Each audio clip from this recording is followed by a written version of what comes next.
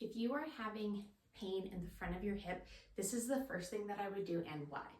I would start by looking at your pelvis alignment, because if your pelvis is out of alignment or if you have your pelvis being tipped forward, it's actually going to bring the part of your pelvis here and the thigh bone kind of closer together, and then it can kind of come and pinch. So sometimes when we're coming down into squats, you can get a pinching sensation in here. Now, if your pelvis is tipping forward, it might cause you to stick out your tail and arch your back. So in order to decrease that pinching pain here in the front of the hip, we really want to bring our pubic bone here and zip up that core and pull up the bone so that your ribs are stacked on top of your pelvis. We want to be able to tuck that tail while still keeping our glutes nice and loose. We don't want to be clenching our glutes in that tail tuck. So I like to cue my clients on zipping that core up, starting at the pubic bone and then lifting that zipper up, getting a nice good activation. That's going to pull that pelvis from being in a tipped forward position and trying to balance that out there. So in the hip and pelvis, we have these lovely iliopsoas muscles, and you have one on the right side and the left side.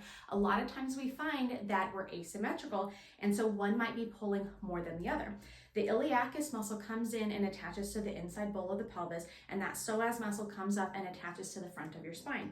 If one side is too tight, it is possible that it can grab the one pelvis bone and pull that one pelvis forward. So in addition to working on zippering that core, I love to do some hip flexor stretching here to really loosen this up, maybe some psoas release as well. So with the hip flexor stretch, we're going to come into that half kneel position. And a lot of times we see this where we're just shifting forward and stretching here. I did this in gymnastics and cheer. But most of the time when we're doing that, we're getting an arching of our spine as we're coming forward. And again, that's great if you're doing splits, but most of us aren't doing splits now.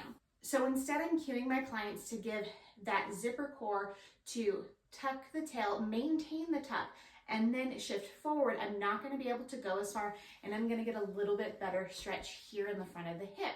I can also bring my arm up into a lean, getting a nice good stretch here on that side as well. And I can play around with my foot position here also. For the psoas release, I love using psoas release tools where I can lay down here, and this is going to sit inside the hip bones. And then I'm going to do some deep breathing. I can shift the one leg out to the side. That's going to put more pressure on the one hip. And then I can do the opposite and doing some good breathing while I'm in this position.